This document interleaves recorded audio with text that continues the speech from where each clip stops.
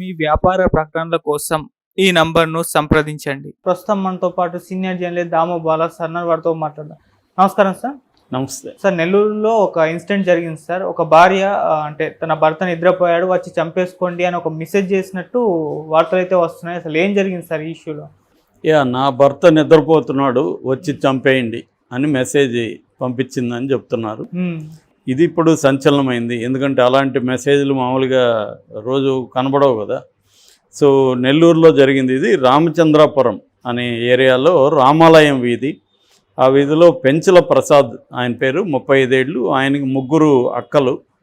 వాళ్ళ అమ్మ నాన్న ఏమనుకున్నారంటే, ఆస్తి బయటికి ఎందుకు పోవాలి, మన మనవరాలనే ఇచ్చి పెళ్లి చేస్తే మన కొడుక్కి ఆస్తి మన దగ్గరే ఉంటుంది కదా అనుకున్నారు. సో వీళ్ళ పెద్దక్క కూతురు, పెద్దక్క ఆమె పేరు ప్రసన్న, ఆమె కూతురు పేరు సుహిత. ఈ సుహితని ఈ మేనమామకే ఇచ్చి పెళ్లి చేయాలని వాళ్ళు అనుకున్నారు. సో ఈ అమ్మాయికేమో ఇష్టం లేదు మేనమామని పెళ్లి చేసుకోవడం. కానీ ఆ అమ్మాయి గట్టిగా చెప్పి నాకు ఇష్టం లేదని గట్టిగా చెప్పలేకపోయింది. సో దాంతో పెళ్లి చేశారు. పెళ్లి చేసినప్పటి నుంచి కూడా అమ్మాయికి ఇష్టం లేదు కాబట్టి తనతో సఖ్యంగా లేకపోవడం అనేది జరిగింది. ఈ క్రమంలో వాళ్ళిద్దరి మధ్య గొడవలు జరుగుతూ ఉండేవి. ఆ టైంలో ఆ అమ్మాయికి వరప్రసాద్ అలియాస్ వర అనే అతను పరిచయం అయ్యాడు. అతనితో అఫైర్ ఏర్పడింది. అది ఇతనికి అర్థమైంది ప్రసాద్కి అర్థమయ్యి, ఇలా వరతో నువ్వు తిరుగుతున్నావు, క్లోజ్గా వెళ్ళొద్దు అది ఇది అని చెప్పాడు. అట్లాగే వరానికి కూడా ఫోన్ చేసి లేదా కలిసి, నువ్వు నా భార్యతో తిరుగుతున్నావు, అది ఆపుకో అని హెచ్చరికలు చేశాడు. దాంతో వీళ్ళిద్దరికీ ఏంటంటే టెన్షన్ స్టార్ట్ అయింది. వీడేమన్నా చేస్తాడేమో మేనమామ, మనం ఫ్రీగా ఉండలేము, అతనికి తెలిసిపోయింది కాబట్టి అతన్ని చంపేస్తే మనం హాయిగా ఉండొచ్చు అనేది వీళ్ళు డిసైడ్ అయ్యి ప్లాన్ చేశారు. ఈ వర అనే అతనికి కొంత సర్కిల్ ఉంది.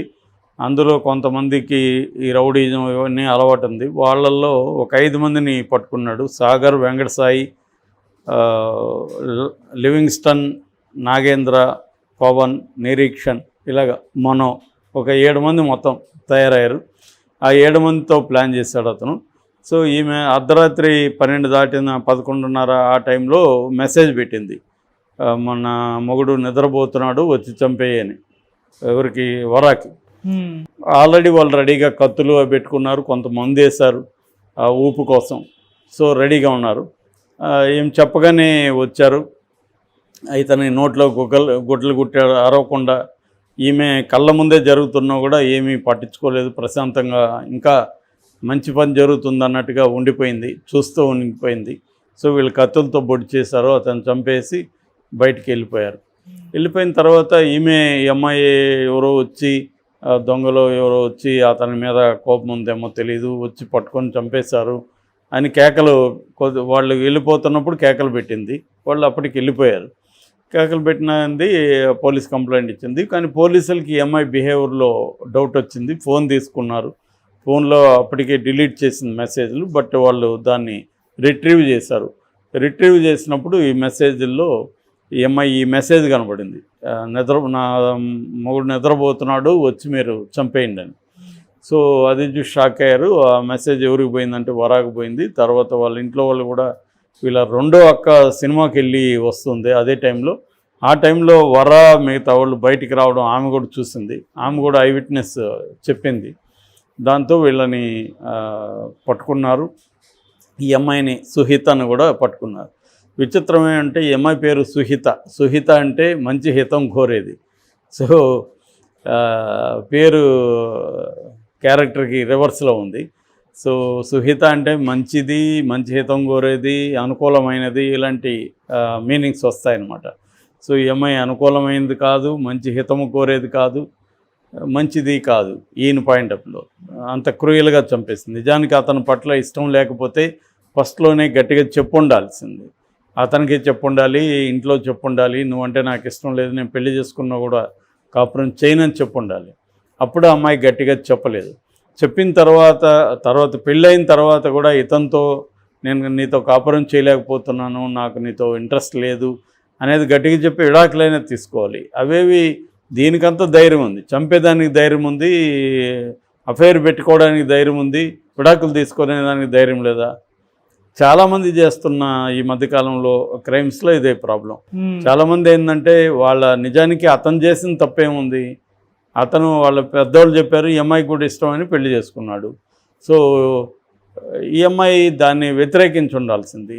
చాలామంది అమ్మాయిలు ఏం చేస్తున్నారంటే పెళ్ళిళ్ళు చేసుకుంటున్నారు పెద్దవాళ్ళు చెప్పారని. పెళ్ళికి ముందన్న అఫేర్లు ఉంటున్నాయి, లేదా పెళ్ళి తర్వాత అన్న ఏర్పడుతున్నాయి. ఈ ఏర్పడినప్పుడు కనీసం అతనితోనే వెళ్ళిపోవాలి. నీకంత అతని పట్ల ఒక ఉన్మాదమైన మోహమో గేహమో ఉంటే ఇతను వదిలేసి వెళ్ళిపోవాలి, విడాకులు ఇవ్వాలి. ఇతను చంపేయడం ఎందుకు? అతి క్రూయల్గా చంపేయడం. ఒక్కోసారి పిల్లలు కూడా ఉంటున్నారు, వాళ్ళ జీవితాలు నాశనం అయిపోతున్నాయి. సో వీళ్ళు ఇప్పుడు చంపేస్తే వీళ్ళ తల్లిదండ్రులు ఆల్రెడీ ముసలోళ్ళు, ఇలాగా వీళ్ళు చేసే అనాలోచితమైన దీనివల్ల నాశనం అయిపోతుంది. రెండవది ఈ కేసులు ఏంటంటే తల్లిదండ్రులకు కూడా బుద్ధి ఉండాలి. ఎందుకంటే ఆస్తి పోతుందని చెప్పి ఎవరినంటే వాళ్ళని పెళ్లి చేసేయడం కరెక్ట్ కాదు. ఆస్తి పోతే పోతుంది. నిజానికి మేనరికాలు తప్పని ఎప్పుడూ సైంటిఫిక్గా కూడా జెనటికల్గా ఇబ్బందులు ఉన్నాయని చెప్తారు. దానికి సంబంధించి కూడా వీళ్ళలో చాలామందిలో ఇప్పటికి కూడా మార్పు లేదు. ఎందుకంటే వీళ్ళకి ఇష్టం లేని పెళ్ళిళ్ళు చేస్తే ఇవే జరుగుతుంటాయి. అదేదో ముందే అమ్మాయిని అడిగి ఇతనిలో కూడా ఒక తప్పు ఏంటంటే ఇతను అమ్మాయిని అడిగాడా అంటే మనకి మొత్తం డీటెయిల్స్ తెలియదు కాబట్టి మనం విశ్లేషించలేం. కానీ మామూలుగా అయితే పెళ్ళికి సంబంధించి ఏంటంటే అన్నీ ముందుగా మాట్లాడడం, నీకేమన్నా ఇష్టం ఉందా లేదా ఇవన్నీ చూసుకోవడం, ఇవన్నీ అవసరం. ఇవన్నీ లేకపోతే అప్పుడు ఏంటంటే ఏం కాదులే పెళ్లి చేసినా కాపురం చేస్తారు అన్న ఒక మూర్ఖత్వం పెద్దవాళ్ళల్లో ఉంటుంది. ఇది తప్పు, అది రాంగ్. అది సో వాళ్ళకి ఇష్టం లేకుండా పెళ్లి చేస్తే ఏం చేస్తారు? ఖచ్చితంగా వాళ్ళు వేరే వాళ్ళతో అఫైర్లు పెట్టుకుంటారు. ఇవాళ అఫైర్లు పెట్టుకోవడం పెద్ద కష్టం కాదు. సెల్ ఫోన్ ఉంటే చాలు, దాంట్లో సోషల్ మీడియా ఉంటుంది. వీళ్ళే ఒక ట్రాప్ వేస్తూ ఉంటారు అమ్మాయిలే, వాడు వచ్చి పడే విధంగా ఒక ట్రాప్ పెట్టుకొని కూర్చుంటారు. సో ఇంకెట్లాగా అబ్బాయిలకి అదే పనిలో ఉండేవాళ్ళు చాలామంది ఉంటారు, ట్రై చేస్తూ ఉంటారు. సో ఇవాళ అఫైర్లు పెట్టుకోవడం వెరీ ముఖ్యంగా విమెన్కి చాలా ఈజీ మగవాళ్ళ కంటే. సో ఎందుకంటే మగవాళ్ళు ఎక్కువ మంది ట్రై చేస్తుంటారు కాబట్టి వీళ్ళు ట్రై చేయకుండానే పెట్టుకోవచ్చు. ఓకే. సో ప్యాసివ్ ట్రై అంటారు, అంటే వాడిని ట్రై చేయనిస్తే చాలు వాళ్ళు ట్రై చేస్తూ ఉంటారు. సో అందువల్ల ఇది ఇవాళ చాలా జాగ్రత్తలుగా ఉండాల్సిన అవసరం ఉంది. ఇంతకు ముందులాగా ఒక క్యాజువల్ యాటిట్యూడ్తో పెళ్ళిళ్ళు చేయడం అనేది రాంగ్. పెళ్లి చేస్తున్నప్పుడు అనేక విషయాలు ఆలోచించాలి.